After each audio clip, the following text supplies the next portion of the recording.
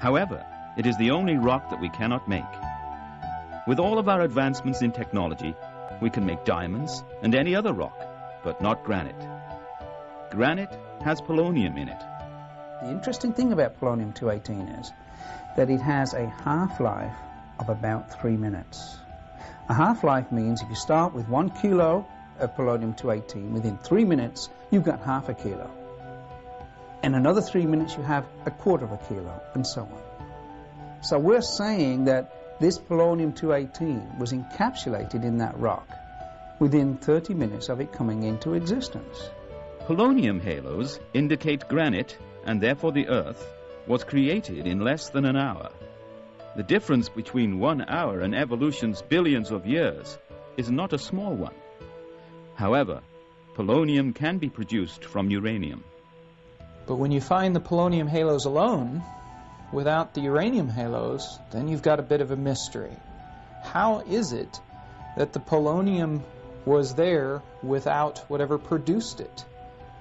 If you only find polonium halos, it would seem to indicate there must be some source for the polonium must be brought in, perhaps, or the polonium was formed with the rock, and the rock would have to be cool, because if the rock was molten, the material going out producing halos, the molten rock would mess up the halo, you wouldn't find a halo.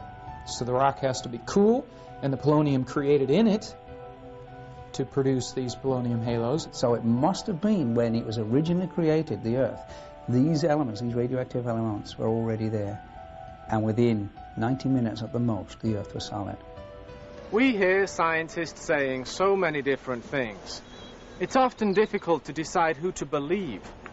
Sometimes it seems like we should be finding the answers, instead of leaving it to some guy who lives in a lab.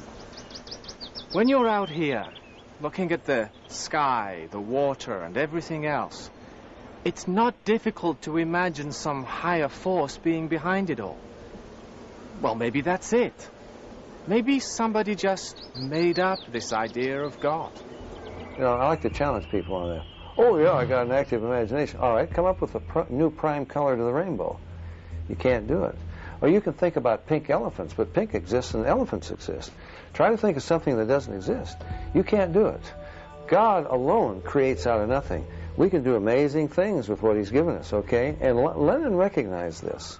So then he said, but man has this idea, God. Where did that come from?